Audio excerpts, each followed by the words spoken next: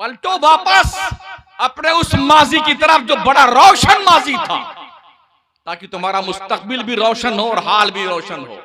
एक यहूदी से किस मुसलमान ने पूछा था, क्या वजह है कि तुम्हारे यहां कोई भीख मांगने वाला नहीं? क्या वजह है पूरी दुनिया में जितनी बड़ी बड़ी फैक्ट्रियां हैं वो यहूदियों तुम्हारी हैं? क्या वजह है कि तुम सब एक यूनिटी मजबूत बना के रखते हो? तो उस यहूदी ने कहा था, उसकी वजह यह है कि हमने जिंदगी के 3 उसूल बनाए। पहला उसूल यह है कि हमारे यहाँ बच्चा पैदा होने के बाद से लेके मरते दम तक पढ़ता है। हम भी चलते रहते हैं, कभी फ्लाइट में कभी ट्रेन में, यहूदियों को देखते हैं, ईसाइयों को, वो जब बैठे रहते हैं ना तो उनके हाथ में किताब होती है, और हमारे लोग बैठे रहते हैं ना, ये निकाला दादी अम्मा को, हम यूं पगलाते हैं। 8-8 घंटे मैंने सफर किया यहूदियों के साथ, ईसाइयों के साथ, उनकी नजर किताब से नहीं हटती। तरक्की वो करेंगे कि आप करेंगे घास छील करके। 8-8 घंटे पढ़ते हैं, वो ये नहीं देखता सामने बैठा हुआ कौन है, किताब पे नजर। तो मैंने इस जाब्ते के तहत कि हमारी कौम जो है पैदाइश से लेके मौत तक पढ़ती है, और हमने, उस यहूदी ने कहा, हमने ये तालीम तुम्हारे पैगंबर हजरत मोहम्मद मुस्तफा से सीखी है। तुम्हारे नबी ने कहा, उतलुबुल इल्मा मिनल महदी इलल लहद, मां की गोद से कब्र में पहुंचने तक इल्म हासिल करो। हम इसी पे अमल पैरा। दूसरा, हम हमारे बच्चों को बिजनेस सिखाते हैं। हमारी माएं, हमारी बहनें, हमारी बच्चियों के जब पेट में हमल होते हैं ना, तो शौहर अपनी बीवी को ये सिखाता है, मैथ के बड़े कठिन कठिन सवाल देता है उन हामिला औरतों को, तो उन सवालों को वो हल करती है। पूरा 9 महीना औरत की ये ट्रेनिंग होती है कि सवाल को हल करे, मैथ के कष्ट से कष्ट सवाल हल करती है। इस पीरियड में जो बच्चे मां के पेट में होते हैं ना, वो बच्चे माइंडेड बनते हैं। आज तो साइंस ने इस बात को वेरीफाई कर दिया है, माओ के किरदार का असर परवान चढ़ने वाले पेट में बच्चों की तबीयतों पे मुरत्तब होता है। यूं यकीन नहीं आता है तो बगदाद के दूल्हा गौसे पाक तक चलिए ना, मां के पेट से 18 पारे हाफिज कैसे बन के पैदा। बख्तियार काकी दरबार में चलो ना दिल्ली, 14 पारा का हाफिज बन के बख्तियार काकी कैसे पैदा हुए थे? मां तिलावत करती थी, बेटा पेट में सुन सुन करके कुरान याद करता था। अब इस तनाजुर में आप देखिए, अगर मां कुरान की हाफिजा हो तो पेट में परवान चढ़ते चढ़ते बच्चे हाफिजे कुरान बन जाते हैं। अगर मां फिल्म देखती है तो, मां गाने गाने वाली हो, फिल्मी तस्वीरें देखने वाली हो, नंगी तस्वीरें देखने वाली हो, तो यही असर तबीयतों पे मुरत्तब होगा जो बच्चा पेट में परवान चढ़ता है। इसको हम यूं भी वेरीफाई कर दें आपके सामने। बच्चा पैदा होने के बाद अभी 6 महीने का हुआ, 8 महीने का हुआ, बिठा दीजिए और म्यूजिक लगा दीजिए। आप गौर से देखिए, वो 6-7 महीने का बच्चा यूं यूं करता है। ये देखा मैं करंट इश्यूज पे गुफ्तगू करने का आदी हूं। वो 6-7 महीने का बच्चा, उसे क्या पता ये क्या है। मतलब ये कि जो माओ ने अय्यामे हमल में किरदार अपनाया है, उसकी तस्वीर बाज़ाब्ता उसके बच्चे की शक्ल मौजूद होती है। ये हालात हमारे बच्चों के हैं। तो कहता है कि हमारी औरतें जो है इस पीरियड में बहुत ही माइंडेड बन जाती हैं, माइंडेड। और फिर हमारे बच्चे जब पढ़ते हैं ना, तो हम 22 साल तक कोई यहूदी का बच्चा मोबाइल चलाने का हक नहीं रखता है। सुन रहे हो सारन के इलाके के लोगों, सुन रहे हो?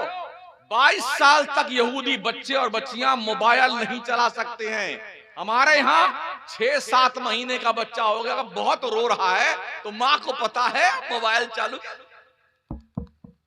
ओह कार्टून दिया उसको। अच्छा वो भी देखिए, जैसे पकड़ता एकदम रेडी, जो आंसू का कतरा जहां तक पहुंचा होता था वहीं रुक जाता है। ये मुशाहदा बता रहा हूं मैं आपको। बच्चे को ये लगन नहीं, ये लत कहां से लगी? माँ के पेट से लगी। तो वो कहता है कि हमारी औरतें जो है ना अय्यामी हमल में बहुत ज्यादा माइंडेड बन जाती हैं। फिर हमारे बच्चों को हम पढ़ाते हैं और पढ़ाई में हम समझौता नहीं करते हैं।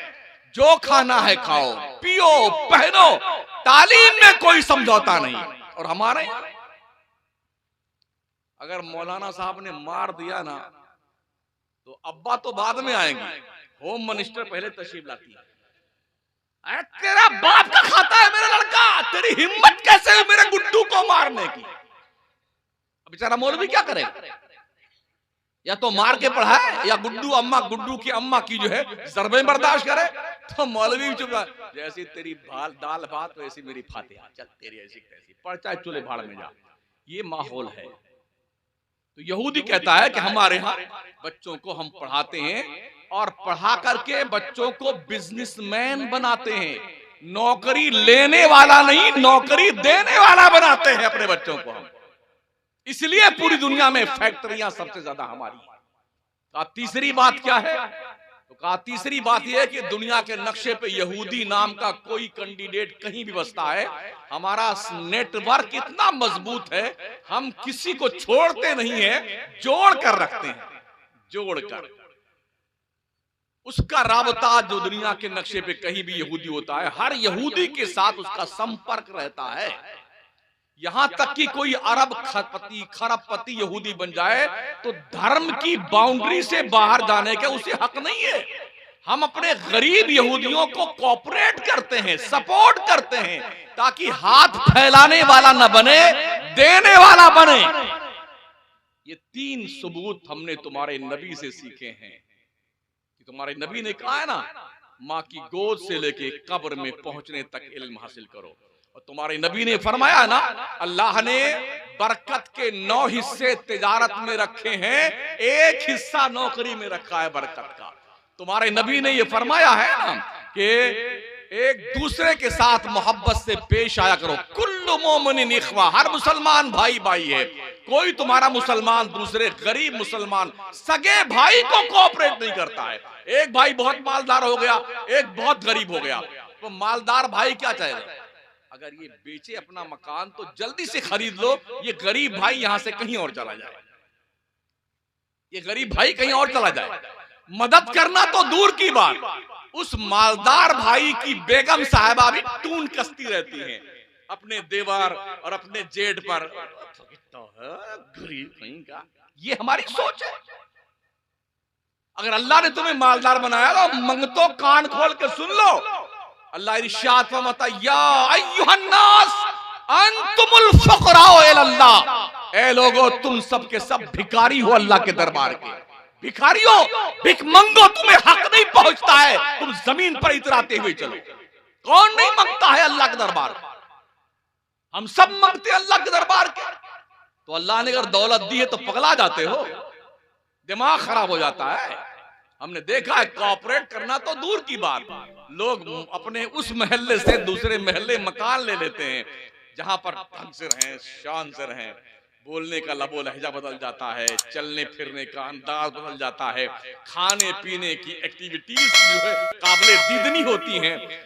हम मालदार लोग हैं, ऊंचे ऊंचे लोग हैं, हम लोग ऊंचे लोग, मर्सिडीज कारों में चलते हैं। ओ मर्सिडीज कारों में चलने वालों, अगर तेरा भाई फकीर हो गया है, तुझसे बड़ा जलील और कमीना कोई नहीं है जो अपने भाइयों की तरफ नजरे मोहब्बत उठा के नहीं देखता। क्या आपने ये नहीं सुना पैगंबर आज़म अलैहिस्सलाम का फरमान आलीशान, उस इंसान पर फरिश्ते रात भर लानत भेजते हैं जो खुद तो पेट भर के सोता है, उसका पड़ोसी भूखा सोया करता है। कभी आपने पूछा अपने पड़ोस में बसने वाले किसी शख्स से, XYZ, हिंदू मुस्लिम सिख ईसाई कोई भी हो, कभी पूछा कि आपके घर में फाका कशी है या खाना खाया? आपने पूछा कभी? हमने आपने मेरे पैगंबर फरमाते हैं, अपने घर में अगर सालन पकाते हो शोरबा ज्यादा कर लो और अपने पड़ोसी के यहां भी 1-2 प्याला भेज दिया करो। और अगर तुमने भेजने की नियत नहीं करी है तो अपने पतेली की खुशबू से पड़ोसी के नाक को तकलीफ मत देना। इस कॉन्फ्रेंस का नाम क्या है? मुअल्लिमे कायनात कॉन्फ्रेंस। मुअल्लिमे कायनात ने क्या बताया है, सुनिए। अपने घर के पतेली की खुशबू से पड़ोसियों की नाक को तकलीफ मत दो, और अगर ऐसा है तो सालन ज्यादा कर लेना, एक प्याला भेज देना पड़ोसी के यहाँ। ये भी मेरे आका फरमाते हैं, ए मेरी उम्मत के लोगों, जब तुम फल फ्रूट लेके आओ अपने घर में बच्चों के लिए, तो 2-4 फल अपने पड़ोसियों के घर में भेज दिया करो। अगर ऐसा नहीं है तो अपने बच्चों को बिठाकर घर में बोल देना, यहीं चुपके से खा लो, बाहर निकल के इस सेब संतरे केले को लेके मत जाना। पड़ोसी गरीब का बच्चा अगर देखेगा तो यही सोचेगा, काश मेरा बाप भी मालदार होता तो मैं भी फ्रूट खाता। अगर देने की नियत है तो पहले घर में भेज देना पड़ोसी के, फिर बच्चे बाहर जाके खाएं। अगर ये नियत नहीं है तो दरवाजा बंद करके चुपके से फल फ्रूट और दुनिया की नेमत अपने बच्चों को खिला देना। ये है तालीमात मुस्तफा।